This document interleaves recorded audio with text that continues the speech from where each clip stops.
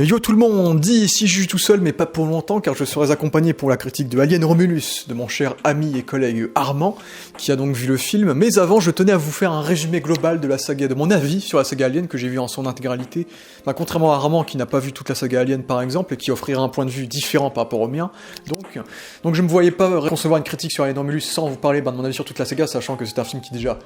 rend hommage un peu à toute la saga, on y reviendra, donc je vais directement commencer à vous donner cet avis là, donc n'hésitez pas vous aussi à me donner votre avis sur cette saga, donc je vais revenir sur tous les films, sur les quelques jeux vidéo canon ou pas canon que j'ai un peu regardé en termes d'histoire, et donc sur tout ce qui compte à peu près dans l'univers, et qu'est-ce que j'aime bien, qu'est-ce que j'aime pas, qu'est-ce que j'aime moyennement, et quel est mon apport, mon attrait pour cette saga. Donc commençons par le premier Alien réalisé par Ridley Scott, sorti en 1979, qui était une véritable révolution, car Ridley Scott a eu l'intelligence, après avoir subi ce traumatisme d'avoir vu le film Star Wars, c'est quelque chose qui l'a traumatisé tellement il avait adoré le premier Star Wars, et tellement il voulait faire quelque chose de similaire au final. Donc il a eu la brillante idée en tant que réalisateur, parce que lui il n'a fait que réaliser, ça c'est un détail qu'il faut relever, c'est que Ridley Scott est un yes man entre guillemets, un très bon yes man à bien des occasions, mais c'est un réalisateur. Il prend des scripts, il les aime bien, il les aime pas, et il accepte de les mettre en œuvre, entre guillemets. Donc ce n'est pas du tout lui qui a écrit le script, c'est des scénaristes hors Ridley Scott qui ont écrit ce script, et puis on peut relever d'autres grands créateurs de cette saga, tels que Giger, H.R. Giger, qui a conçu tout le design graphique global de Alien, et donc toute la métaphore sexuelle, on va dire, du viol. Donc on peut ressortir du chara-design du xénomorphe, donc tous ces designs style curviligne, tout est arrondi, tout est noir, donc ce côté un peu transhumanisme, un mélange entre quelque chose d'un peu organique mais technologique à la fois, donc quelque chose de très très spécial que Giger a implanté dans cette saga. Mais Ridley Scott a réalisé ce film avec ce concept super cool qui était, on va faire un film d'horreur huis clos, mais dans l'espace, dans un vaisseau spatial, avec un alien à la place d'un Michael Myers, par exemple. Ce qui est une idée qui est super intéressante, c'est qui fait que le film a été très neuf et a beaucoup été sollicité durant sa sortie. Et donc, Ridley Scott, du coup, il était tout jeune à l'époque de ce film-là, et c'est le film qui l'a révélé complètement, et qui a également révélé à une certaine Sigourney Weaver, qui a porté la saga durant quelques décennies après dans le rôle de Ellen Ripley. Et c'est un film, personnellement, je pense, après j'ai toujours un peu d'hésitation entre le premier et le deuxième, mais je pense que c'est peut-être mon préféré de la saga, le premier Alien, dans le sens où il a le côté pellicule qui fait que le film est beau de base, j'ai envie de dire. Pour moi, c'est ça, la qualité de caméra des années 80, 90, 70, c'est beau parce que comme la pellicule est imparfaite, il y a tout le temps des reflets, il y a tout le temps de la pénombre sur les visages des acteurs, et le visage de l'acteur est imparfait en fait. Là où avec le numérique, on efface tous les défauts et ça fait qu'on a quelque chose de relativement lisse, et c'est quelque chose que j'aime pas beaucoup sur l'imagerie qu'on a aujourd'hui par exemple. Donc le film est beau et en plus il y a un véritable travail de lumière, de visuel, vraiment avec ces vaisseaux, j'adore l'univers de Alien, cet univers de SF un peu dieselpunk, un peu usine, sale, malpropre, industriel. On est des vaisseaux qui sont pas forcément très beaux, qui sont très usiniers dans leur design, très blanc, gris, jaune, avec quelque chose de très, avec des caractéristiques très cubiques, des fenêtres en volets qui créent des points de fuite visuels en termes de lumière qui donnent des designs très très beaux. Et puis tu as le vaisseau aussi de l'ingénieur, avec le design de l'ingénieur en forme de squelette, qui était très très cool visuellement et qui te donnait quelque chose d'impressionnant. C'est qu'avec ce film on n'explique rien, on t'offre une péripétie, mais tout ce qu'on ne t'explique pas donne de l'aura à l'œuvre, quoi. C'est voir ce géant débarquer, cracher sur une planète, tu te remets en question parce que tu vois que en fait l'humain il est pas grand chose à côté d'une telle créature, nous allons dire. Et puis c'est un film qui joue beaucoup sur, déjà visuellement c'est magnifique, beaucoup de bleu, etc. Et c'est un film qui est vraiment très très bien travaillé en termes de lumière, et de composition des plans également, des plans très très beaux. Et puis évidemment, années 80, il y a le côté très manufacturé, très maquette, très vaisseau en pratique, donc des fabrications très manuelles, notamment l'alien qui était un costume dans ce film-là, ce qui est peut-être mon petit défaut, c'est qu'à certains moments on voit que l'alien est un costume, et c'est aussi ça l'intérêt du film, c'est qu'il joue à fond sur le suspense, sur le build-up. C'est que l'alien on le voit pas avant très très longtemps en fait, c'est que le film se déroule lentement, on développe parfaitement le background de ce film là, c'est que au final on suit pas des héros dans ce film là, on suit des personnages comme vous et moi, peut-être pas exactement, parce qu'on n'a pas tous le même background, mais on suit des travailleurs qui doivent aller au travail, coloniser des endroits pour des planètes, terraformer des planètes, etc. Donc des travailleurs d'usines, etc. Et c'est ça qui est intéressant, c'est qu'on suit des personnages qui incarnent la classe populaire dans un monde de science-fiction. Ce qui est quelque chose de super intéressant en termes de concept. Et donc voir cette classe populaire sacrifiée par l'entreprise qui les a engagés pour récupérer l'alien, qui est quelque chose qui les fascine, donc à la Weyland Yutani Company, donc les grands méchants de la saga Alien, parce que c'est aussi ça la thématique de la saga, c'est que l'alien c'est pas le méchant, c'est la compagnie, le grand méchant, lui c'est juste un prétexte c'est juste le MacGuffin que veut la compagnie. Au final, c'est un animal qui veut juste exister et procréer. Donc l'alien n'est pas vraiment un antagoniste dans ce sens-là, même si c'est un antagoniste dans la diégèse des films de la saga. Mais oui, du coup, on joue sur le build-up, la naissance de l'alien, le cocon qui sort, le fait qu'il naisse de petit à petit. Ce qui fait que l'alien, on le voit très peu, et à la fois,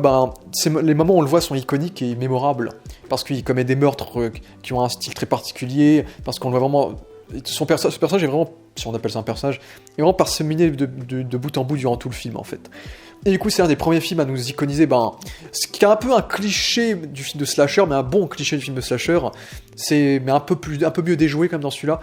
qui avait plus ou moins été ramené par Laurie Strode avec Alien, donc de Carpenter. Donc le stéréotype de la femme forte qui donc se fait attaquer par une menace en mode slasher qui veut la tuer pendant tout le film,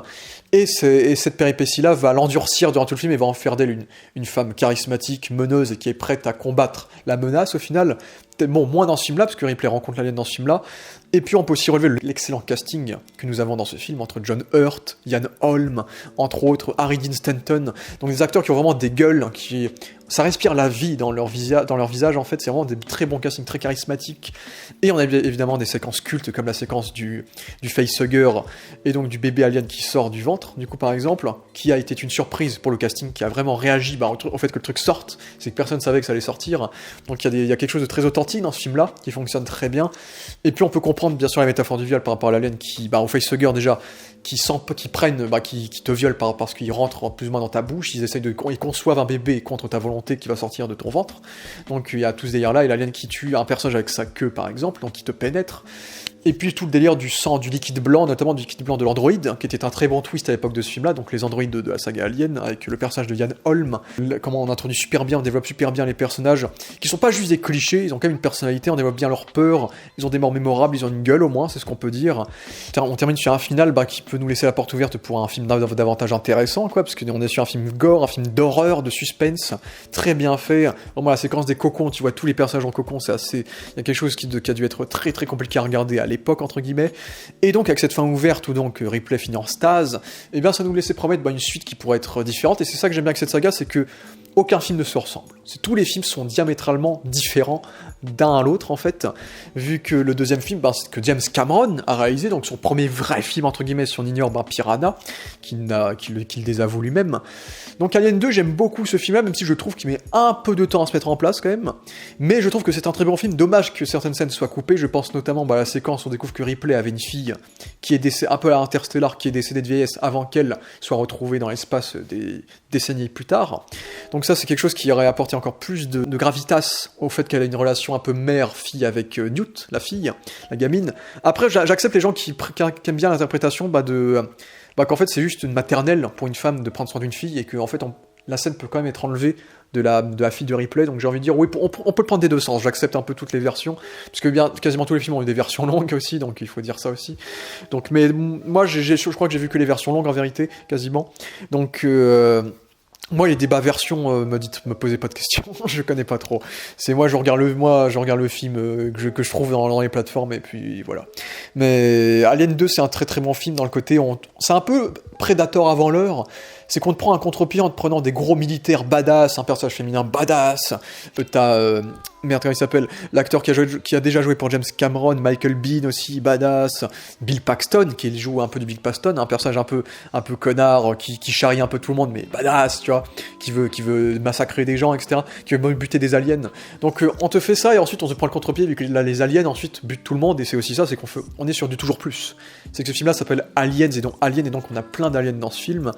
et on introduit un concept que Ridley Scott n'aime pas beaucoup, on va dire, de la reine, et que donc les facehuggers naissent d'œufs pondus par une reine, ce qui paraît quand même plutôt logique par rapport à la conception globale du premier Alien, c'est qu'ils sortent d'œufs, les facehuggers, donc c'était pas quelque chose d'incohérent, et puis j'adore ce côté maternel, parce qu'on fait un duel maternel entre Ripley et donc la reine alien, et donc il y a beaucoup de setup payoff, notamment le payoff qui sont des setup payoff qui sont bien faits, évidemment, donc de l'armure, de l'espèce de proto-armure que porte Ripley, qu'elle utilise au début du film pour s'affirmer par rapport aux militaires, et qu'elle utilise à la fin pour confronter cette autre mère dont elle a tué les enfants, donc on peut même s'attacher à la reine dans un sens. donc dans ce combat de mer en fait, c'est ça qui est très intéressant dans ce film. Puis on arrive à déjouer certaines choses par rapport au précédent, comme l'android de ce film-là, qui est joué par Lance Erickson et qui a aussi un visage super charismatique également. Si on a que des bons castings dans ces films-là,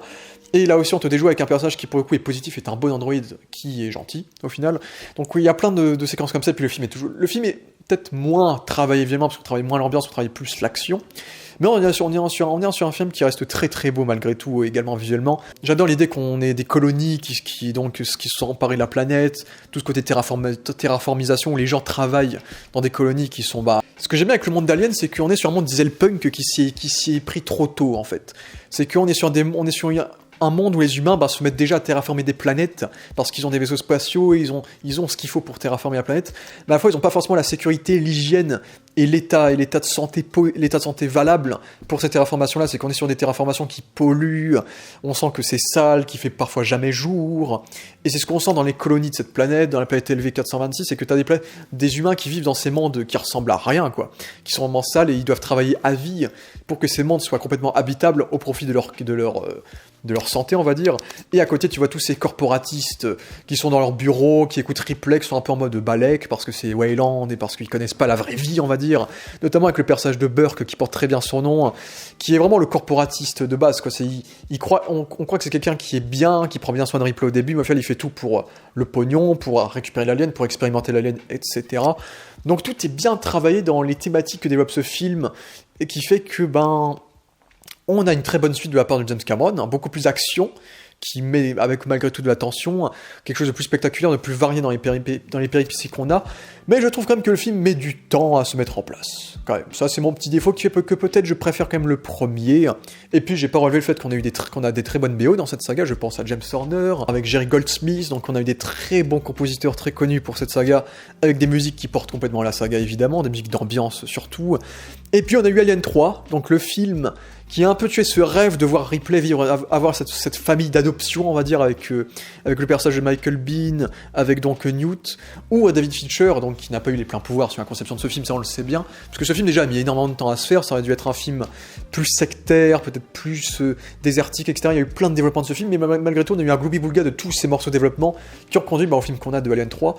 qui est un film que je respecte, mais auquel j'ai du mal quand même. C'est que je respecte le côté film de prison, déjà, faire un film Alien de prison, donc on vient à un huis clos, film de secte,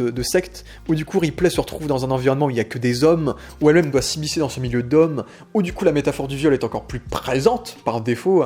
par rapport au fait que des personnes veulent la violer,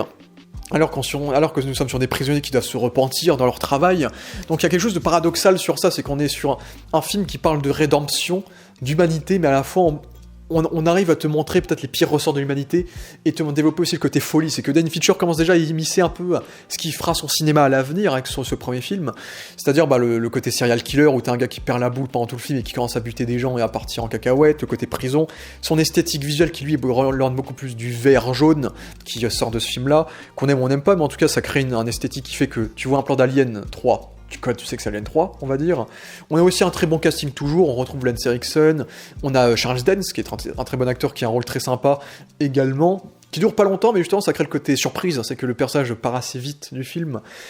Et donc peut-être que, après je suis peut-être moins fan de ce casting-là, parce que comme tous les humains sont chauves, rasés, etc., il y a un peu ce côté, on peut les confondre. Et surtout, c'est un film que je trouve, déjà j'ai du mal avec le choix du début, comme beaucoup, le choix de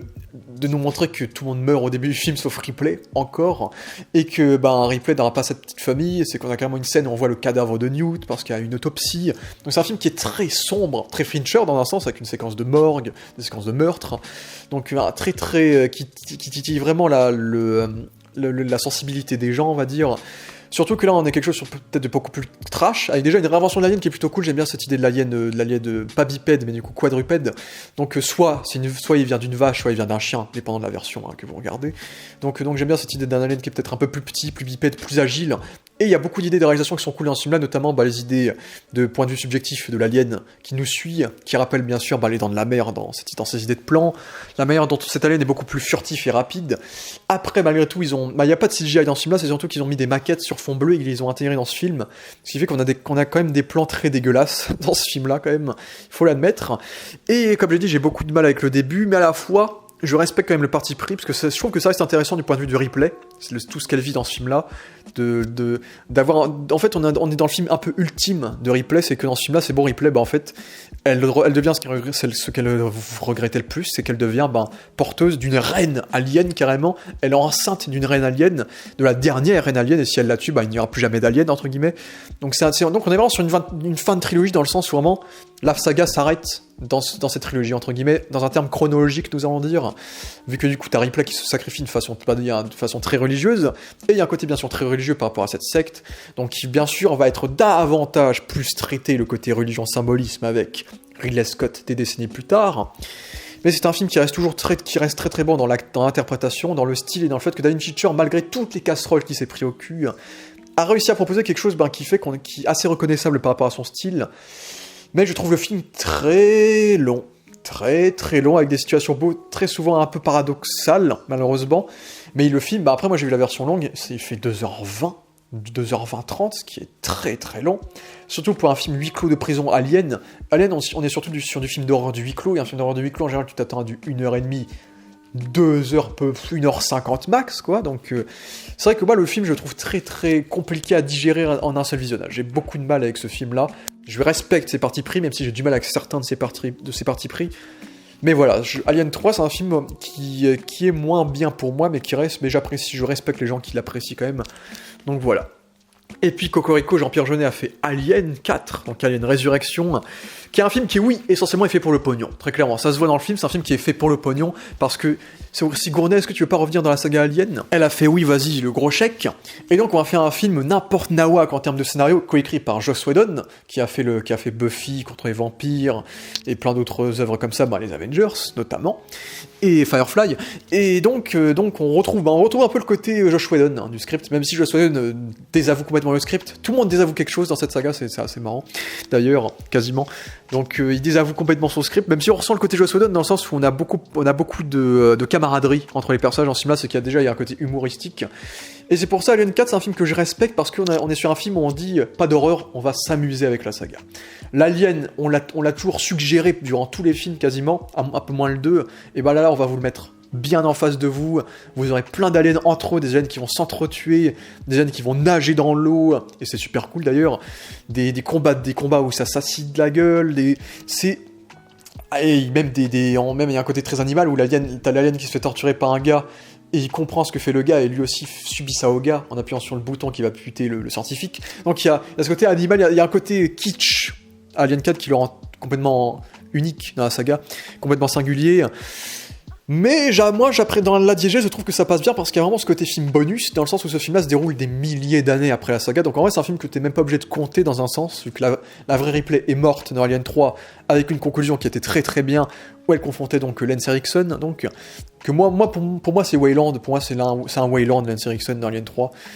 pour moi il représente ça pour vraiment faire le final où c'est Weyland contre Ripley, on va dire, mais le twist était bien aussi. Mais donc dans Alien 4, oui, on est sur une Ripley qui est un peu, là on va encore plus loin dans le délire, Ripley et l'alien sont indissociables, parce que là Ripley est hybridée entre son sang à elle et l'alien, donc c'est une nouvelle Ripley qui a une force surhumaine, qui a un sang un peu acide, qui est plus balèze, etc. Et là on joue beaucoup plus sur le côté badass de Sigourney Weaver, qui est très grande, qui a pris de l'âge et qui est plus charismatique. Elle est déjà charismatique de base, mais elle a plus de charisme, elle a plus de bagou, elle est plus sérieuse, plus premier degré, avec de l'humour un peu dark. Donc on est sur une Sigourney Weaver qui est un peu plus badass, un peu plus héroïne des années 90, un peu plus Rambo, j'ai l'impression, et on te prend des castings aussi très intéressants.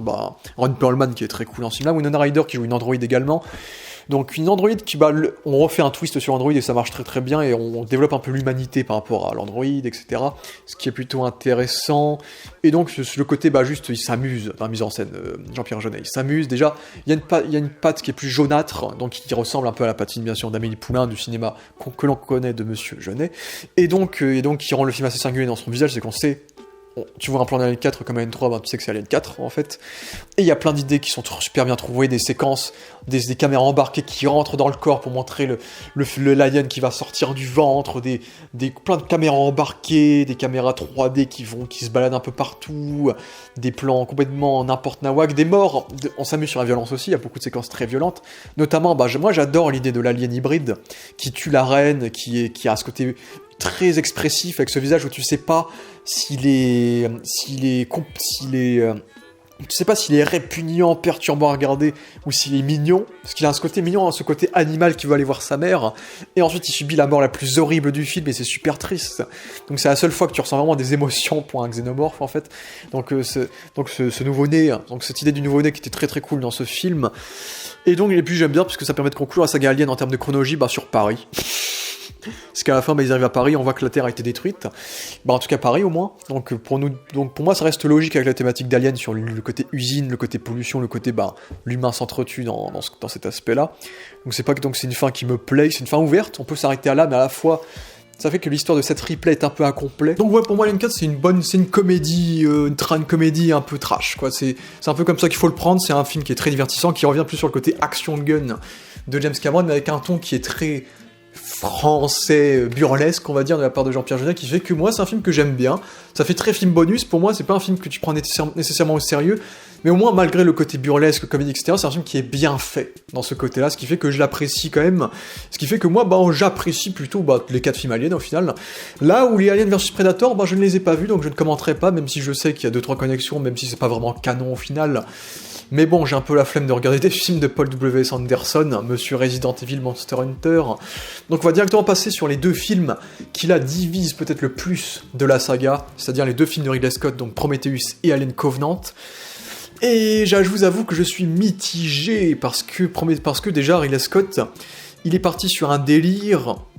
où il s'est dit, je vais jouer sur le côté religieux, symbolique, existentiel dans la saga Alien, et moins avec un côté horreur et gore qui reste là, un côté toujours la structure habituelle d'Alien avec un équipage qui va dans une planète, qui va connaître des emmerdes par rapport à cette planète, donc on ne change pas vraiment de structure par rapport à cela, avec un giga casting pour Prometheus, Charlize Theron, Naomi Rapace, Michael Fassbender, Guy Pearce, Idris Elba, et j'en passe. Et donc c'est aussi ça qui fonctionne très très bien. Et visuellement, le film est magnifique. Visuellement, on est sur quelque chose de beaucoup plus numérique, certes, mais on est sur un film qui est très très beau, qui joue à fond sur beaucoup de décors naturels, dans les pays, de la Norvège, dans des types d'endroits comme ça, on profite à fond des paysages, des nuages, des montagnes. Et à la fois, on joue beaucoup sur le côté numérique, c'est que les 3/4 des créatures sont en numérique, cette fois chez Ridley Scott maintenant. Donc dans le côté forme, je trouve que le film est très bien fait. Le problème, c'est que déjà, il y a des idées que j'aime moyen.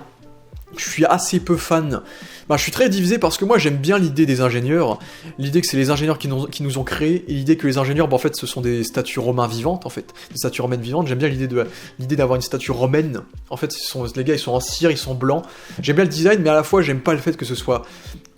qu'on ait dit que là, en fait, le design de l'ingénieur dans le premier Alien, en fait, c'était une armure.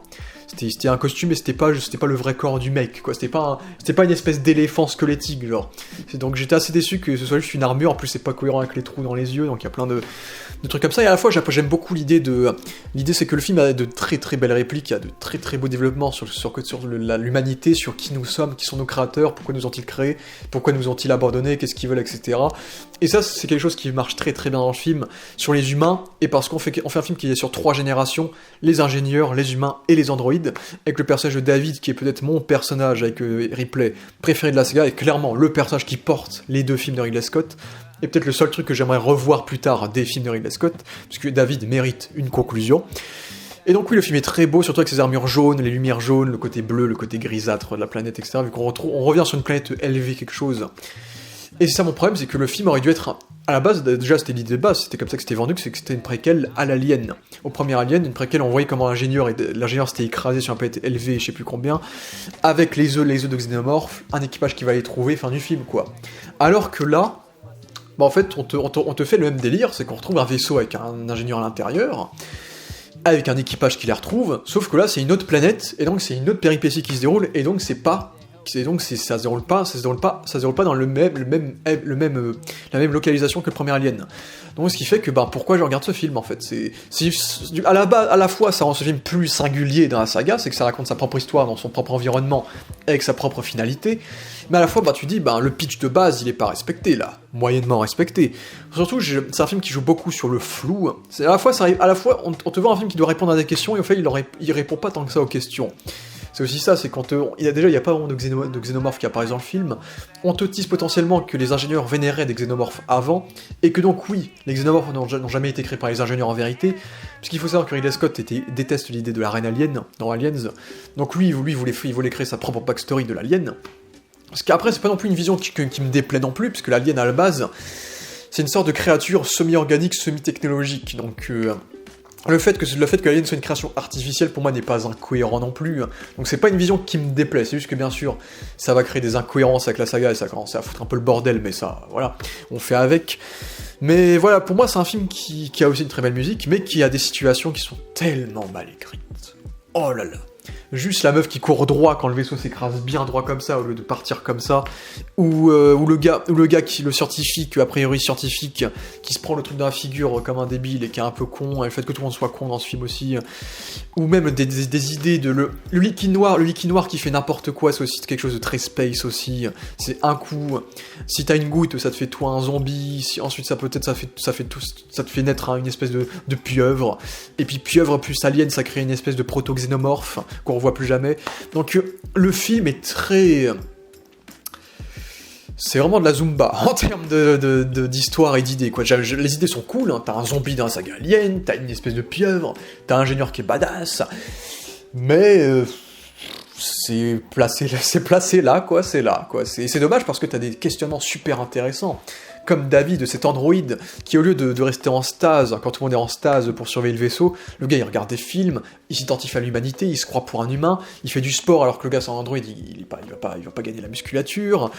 et c'est un personnage qui commence à se poser des questions sur pourquoi je dois servir des gens qui sont inférieurs à moi, qui ont autant de failles que moi, parce qu'on le peut. Par exemple, il y a des phrases comme ça qui sont très intéressantes. Son père qui le voit comme un fils, mais son père qui n'assume aucun de ses enfants, donc Weyland. Donc d'ailleurs, Weyland, on a un très bon court-métrage sur Weyland. Du coup, on voit Weyland faire d'ailleurs, ça dure en 2023, je crois, où Weyland fait un speech devant le monde qui montre cette envie en fait, de prolonger la vie, de l'immortalité et de connaître sa création. Donc c'est quelque chose qui reviendra plus tard dans la saga. Donc il y a des questions qui sont super fascinantes, notamment avec David, vraiment ce plan où il a du sang humain sur son doigt de l'android avec le W de Weyland dessus. Ça symbolise tout le film et un petit peu les thématiques de la saga sur l'industrie, sur Weyland, et sur peut-être la création, et la création est peut-être la création parfaite, qui est l'alien, une espèce qui peut survivre éternellement sans manger, sans boire, dans l'espace, etc., grâce à sa physiologie. Et donc David, c'est vraiment un excellent personnage sur ce côté-là, très clairement. Michael Fassbender est excellent, il est super charismatique, parfois il est très flippant, et il y a plein d'idées qui marchent super bien, genre l'ingénieur qui tue Weyland avec la tête de l'androïde, ou même l'ingénieur la première fois qu'il se réveille, il voit un androïde qui parle sa langue, pour montrer à quel point l'humain est parti en cacahuète, et à quel point l'humain l'a peut-être dépassé en termes d'évolution, ou même que l'androïde est plus intelligent que lui dans un sens. Donc c'est un film qui a des questionnements super intéressants. Thématiquement parlant, le film est cool, mais en termes vraiment d'histoire, de péripéties, il y a plein de trucs qui sont très tarabiscotés, quoi, et c'est dommage, quoi, Le film est un peu... À la fois, le film a des questionnements de fou, et à la fois, le film est un peu con, quoi. Donc ça me dérange, et comme j'ai dit, le fait que le film soit pas vraiment une préquelle à Alien, mais un peu une entité singulière, ça me dérange par rapport à comment on te l'a vendu. Après, c'est pour ça qu'on l'appelait juste Prometheus et non Alien. Bon, évidemment aussi dans un plan thématique, l'homme qui a volé le feu aux dieux, donc il y a un peu ce côté-là avec l'humain qui veut atteindre un peu la maestria des créateurs, et toute cette thématique, que le fait que les créateurs soient pas des dieux parce qu'eux aussi peuvent mourir, donc c'est fascinant, mais voilà, c'est un film qui est trop bancal pour que je le considère comme un très bon film, mais c'est un film que je trouve ok, parce que pour moi il n'y a pas de mauvais film dans la saga Alien,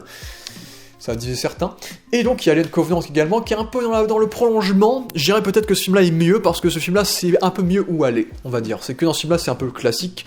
Bon, déjà on déjoue tes attentes, où tu as genre James Franco, le seul acteur connu du film, il est dead, on le voit même pas dans le film quasiment, donc dès le début du film.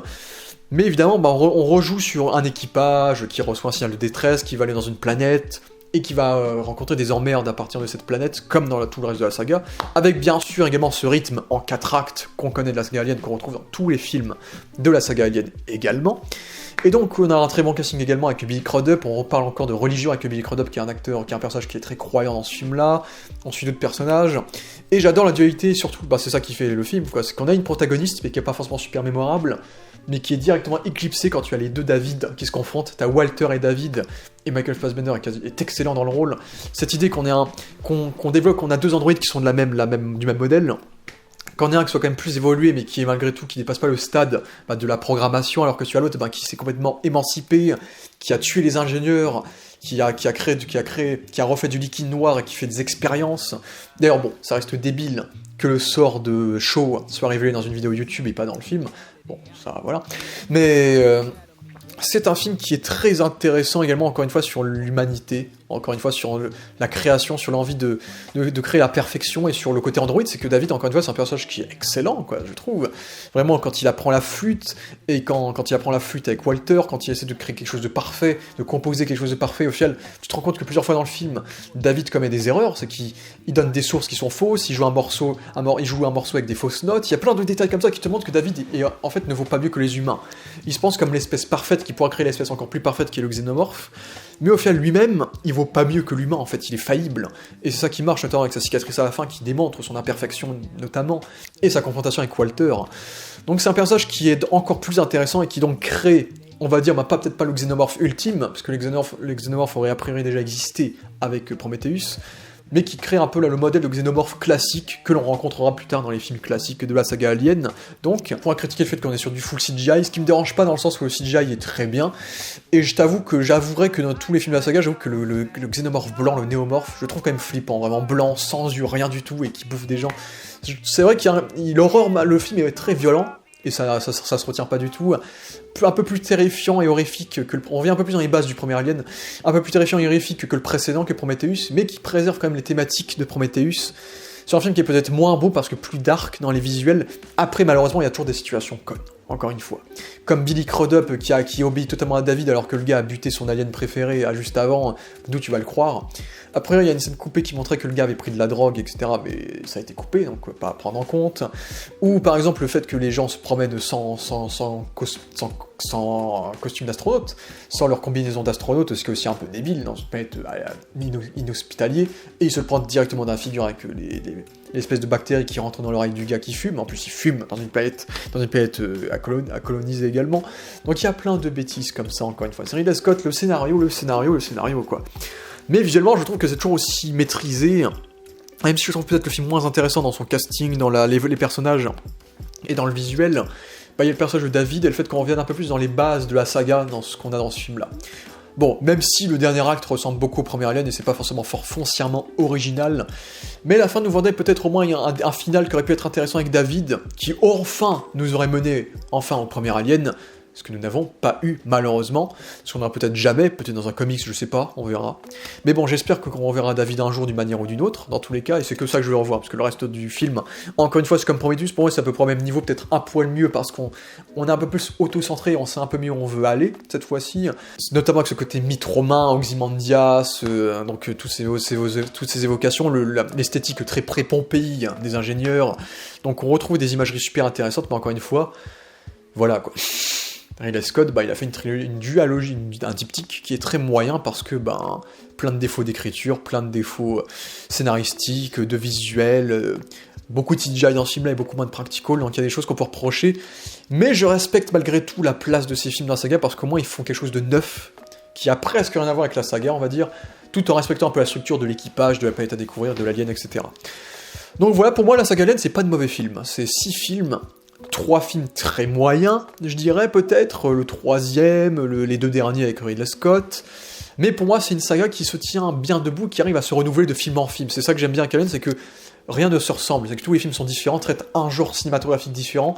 et j'ai beaucoup de respect envers ça, et c'est pour ça que j'apprécie la saga. Sinon j'ai un petit peu regardé Alien Isolation, qui a le bonheur de canoniser la fille de Ripley, en faisant la protagoniste de ce jeu-là. Je ne joue pas au jeu, parce que je suis pas forcément un gamer, mais j'ai un peu vu l'histoire, bon c'est pas une histoire de fou en vérité, mais j'aime beaucoup le design des androïdes qui n'ont pas d'enveloppe corporelle, du coup c'est juste des androïdes un peu terrifiants avec leurs yeux blancs qui brillent, etc.